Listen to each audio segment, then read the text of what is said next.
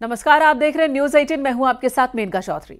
Ballia corruption case में CM Yogi Adityanath की सरकार ने एक और बड़ी कार्रवाई की है। बलिया के एसपी एएसपी का तबादला कर दिया गया है। वेटिंग लिस्ट में उन्हें डाल दिया गया। सीओ एसएचओ चौकी इंचार्ज को सस्पेंड कर दिया गया है और इनके खिलाफ विजिलेंस जांच के आदेश दिए गए हैं। अवैध वसूली में शामिल थानाध्यक्ष समेत 18 पुलिसकर्मी निलंबित कर दिए गए हैं। इनके सरकारी आवास को सील कर दिया गया है और मुकदमा भी दर्ज किया गया है। इस मामले में 2 पुलिसकर्मी और 16 दलाल अब तक गिरफ्तार किए गए हैं, जबकि एसएचओ समेत 3 पुलिसकर्मी फरार हैं, जिनकी तलाश चल रही है। बताया जा रहा है कि नरही थाने में तैनात पुलिसकर्मी अवैध वसूली को अंजाम देते थे। बिहार से आ रही ट्रकों से ये अवैध वसूली होती थी। हर ट्रक से 500 रुपए लिए जाते थे। हर दिन के 5 लाख की वसूली होती थी हर रात। ये बात सामने आ रही है। दलाल गाड़ियों की संख्या गिनकर उनके हिसाब से पैसे थानाध्यक्ष नरही को देते थे। नोटबुक में सारा हिसाब किताब भी लिखा होता था। इसका खुलासा तब हुआ जब एडीजी वाराणसी और डीआईजी आजमगढ़ की संयुक्त टीम ने देर रात छापेमारी की।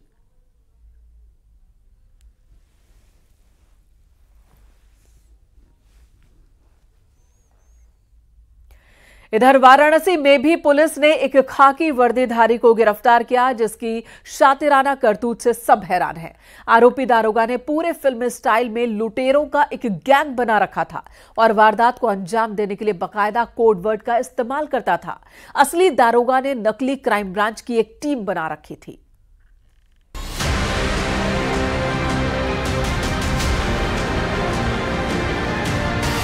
कोड वर्ड से चलाता था गैंग। शातिर इतना कि शिकार खुद कर देता था सरेंडर। तन पर खाकी लेकिन अपराधियों वाला काम।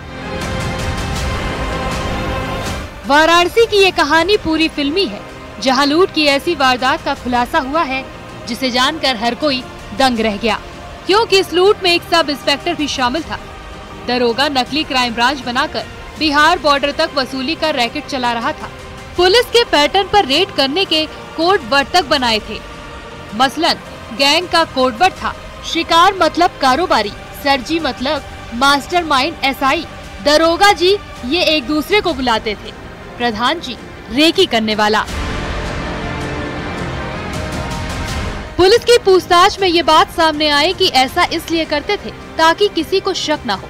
बिहार बॉर्डर से लेकर प्रयागराज तक रियल एस्टेट, सराफा और बड़े अड़ाती इनके टारगेट पे रहते थे। रेकी करने के बाद मूवमेंट फोन पर दी जाती थी। कारोबारी के लिए ये लोग शिकार शब्द का इस्तेमाल करते थे। वाराणसी में 42 लाख की इस लूट की घटना का जब पर्दाफाश हुआ तो हर कोई दंग रह गया, क्योंकि इसमें खुद पुलिस का ही सब इंस्पेक्टर लुटेरा निकला। वाराणसी के कैंट थाना क्षेत्र के नदेसर चौकी इंचार्ज सूर्य प्रकाश पांडे ही इस पूरे गैंग का मास्टरमाइंड था। खास बात यह थी कि इस पूरे गैंग को कोडवर्ड में चलाया जाता था। मसलन जो दरोगा था उसको सभी उसके साथी सरजी कहते थे और बाकी जितने बदमाश थे वो एक दूसरे को आपस में दरोगा कहते थे, यानी कि नाम कोई किसी का नहीं लेता था। जब किसी व्यापारी को, आड़ती को या सर्राफे को शिकार बनाते थे तो उसके लिए शिकार शब्द का इस्तेमाल किया जाता था। पहले उसकी रेकी होती थी और फिर होता था लूट का ये खेल शुरू। जब कारोबारी को पकड़ लेते तो उसके बाद दरोगा सूर्य प्रकाश पांडे को बुलाया जाता। उसके लिए कहा जाता अफसर जी इंट्रोगेशन करेंगे। इसके बाद शुरू होता था लूट का खेल। लेकिन कहते हैं कि अपराध की उम्र लंबी नहीं होती। इसी तरह के एक खेल को अंजाम देने के चक्कर में दरोगा का चमकता सूर्य अस्त हो गया, क्योंकि 42 लाख की एक लूट का दरोगा बार बार अपडेट ले रहा था और यहीं से पुलिस को शक हुआ। लगातार ये टच में थे घटना के दिन और उससे पूर्व में भी यही अभी जानकारी आई है और बाकी जो विवेचना में हमारे पास आएंगे संज्ञान में तथ्य उस पर कार्रवाई की जाएगी। दरअसल सूर्य प्रकाश पांडे ने वर्दी की आड़ में लुटेरों का एक गैंग बनाया, जिसमें 4 शातिर लोगों के साथ नकली स्पेशल क्राइम ब्रांच बनाई और हाईवे पर लूट का धंधा शुरू हुआ। बीती 22 जून को जीटी रोड पर ज्वेलरी कारोबारी के कर्मचारियों से 93 लाख रुपए पकड़े थे। हवाला का पैसा बताकर 42 लाख रुपए रख लिए और बाकी पैसे वापस कर दिए। पुलिस की जांच में इस बात का पता चला कि पैसे लौटाने के पीछे भी उनका शातिर प्लान होता था कि कोई भी पीड़ित इसकी शिकायत नहीं करेगा। जो इनका मोडस ऑपरेंडी है उसमें वादी ने ये बताया था कि टोटल 93,93,00,000 के अराउंड ये कैश उनके पास था, लेकिन जो लूटे गए पैसे थे वो सिर्फ 42 लाख कुछ के अराउंड धनराशि उनसे लेके गए थे। तो जो मोडस ऑपरेंडी इनकी सामने आई थी वो ये थी कि जो यहाँ पे इनका जो मुखबिर है, जो वहाँ पे वॉच करता है कि कौन कितने पैसे लेके चल रहा है, उनके पास जो टोटल धनराशि होती है वो कभी भी पूरी नहीं लूटते हैं। उसमें से सिर्फ आधी धनराशि लेकर के बाकी वापस कर देते हैं, जिसके डर से अगला जो है कंप्लेंट नहीं करता है। पुलिस में होने के नाते सूर्य प्रकाश पांडे को खाकी के कामकाज के तौर तरीके पता थे। ऐसे में इनका टारगेट फिक्स होता था। सिर्फ उन्हीं कारोबारियों को टारगेट पर लिया जाता था जो लूट के बाद तुरंत पुलिस के पास न जाएं। इन कारोबारियों को चुनने का काम भी तय था। रेकी करने वालों को सभी प्रधान जी कहते थे। बताते हैं कि लूट के समय सिर्फ सूर्य प्रकाश वर्दी में होता था, बाकी सब सादी वर्दी में होते थे। वाराणसी में असली सब इंस्पेक्टर के नकली क्राइम ब्रांच के भंडाफोड़ के बाद कई और खुलासे होने बाकी हैं, क्योंकि दरोगा सूर्य प्रकाश पांडे का नेटवर्क सिर्फ बनारस ही नहीं बल्कि पूरे पूर्वांचल में फैला था। पुलिस ने जब कई टीमें बनाई और सर्विलांस की मदद से आरोपियों को पकड़ा तो लुटेरों में खुद उनका दरोगा ही निकला। ये दरोगा कोई और नहीं बल्कि वाराणसी के कैंट थाना क्षेत्र में नदेसर चौकी इंचार्ज पर तैनात दरोगा सूर्य प्रकाश पांडे था। पुलिस ने फिलहाल दरोगा और उसके साथियों को पकड़ लिया है और कई घंटे की पूछताछ में कई अहम सुराग मिले हैं। पुलिस ने आरोपियों के पास से 43 लाख रुपए से ज्यादा की रकम भी बरामद कर ली है और फिलहाल आरोपियों को जेल भेज दिया है। पुलिस अन्य आरोपियों की तलाश कर रही है। कैमरा पंकज सिन्हा के साथ उपेंद्र द्विवेदी, न्यूज़ 18 वाराणसी। उधर बीएचयू में शहीद चंद्रशेखर आजाद के नाम के साथ छेड़खानी की गई। छात्र संघ भवन में चंद्रशेखर आजाद की प्रतिमा लगी है, लेकिन उनके नाम के आगे से पंडित शब्द किसी ने हटा दिया। मौके पर पहुंचे छात्रों ने विरोध शुरू कर दिया, जिसके बाद विश्वविद्यालय प्रशासन हरकत में आया। छात्रों को जांच कर कार्रवाई का भरोसा दिया गया।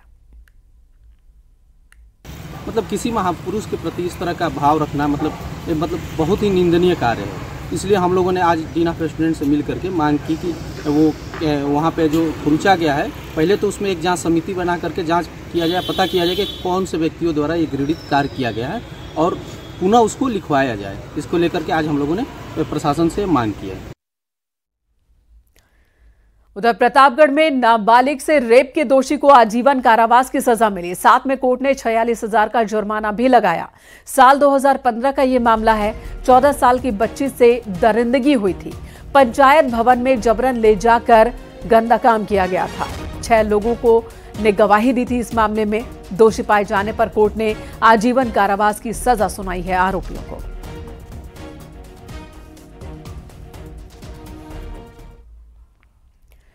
गुरुग्राम के लड़के की प्रतापगढ़ में हत्या हुई थी और इस मामले में पुलिस ने प्रेमिका की सहेली और उसके पति को गिरफ्तार किया है।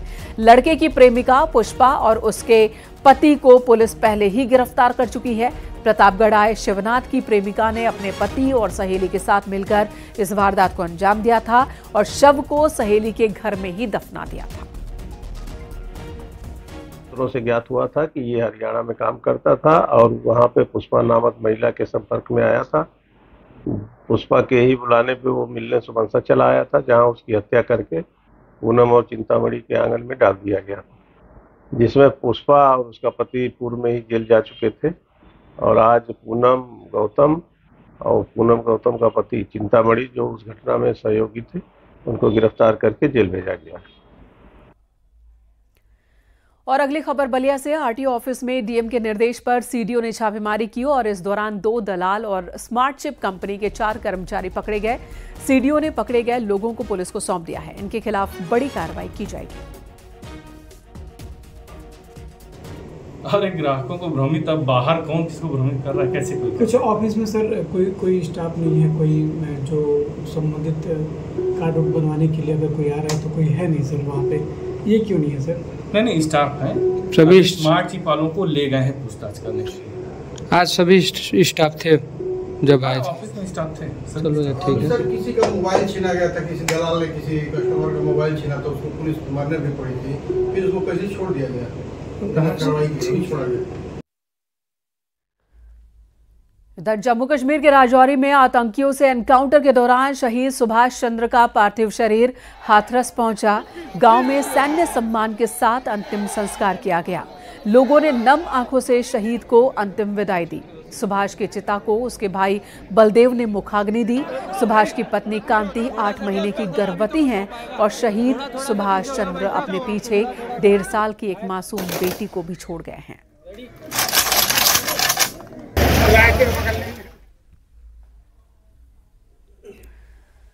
अयोध्या में विधानसभा उपचुनाव की सरगर्मी तेज हो गई है और समाजवादी पार्टी कोई मौका नहीं गंवाना चाहती।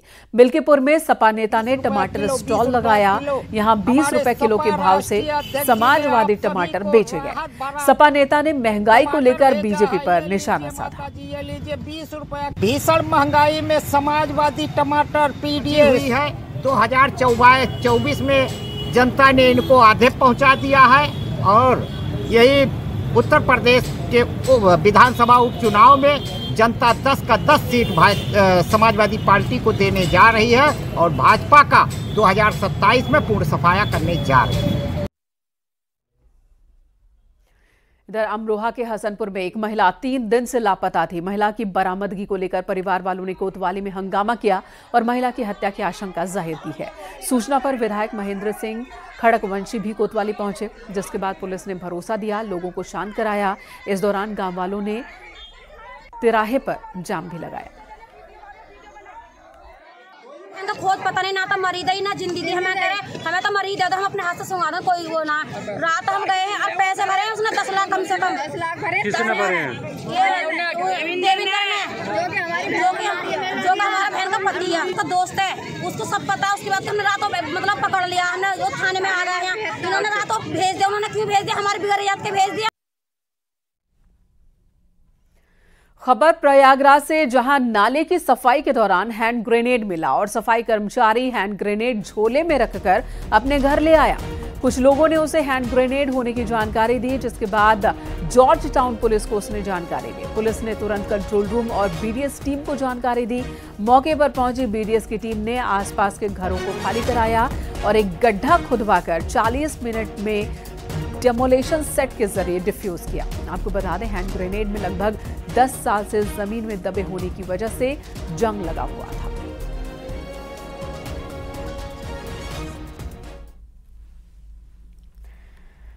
रामपुर में पतंग के कारखाने में 3 बच्चों का एक दूसरे को पीटने का वीडियो सामने आया है। आरोप है कि पतंग कारखाने में काम करने वाले शख्स के कहने पर ही तीनों बच्चे एक दूसरे को पीटते हैं। मामला गंज इलाके का है।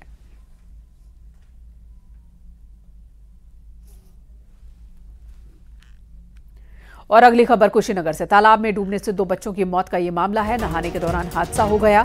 गोताखोरों की मदद से शव निकाले गए। कस्या थाने के मुंडेरा रतनपट्टी में ये दुर्घटना हुई है।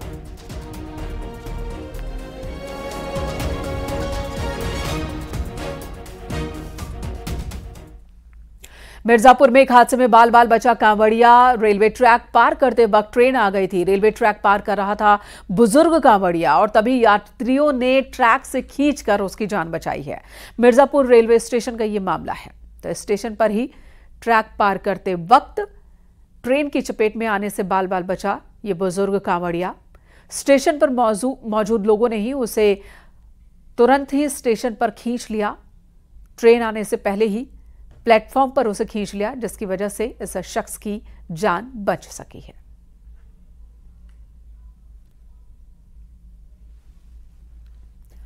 रुकेंगे यहां एक ब्रेक के लिए। खबरों का सिलसिला ब्रेक के बाद भी जारी है।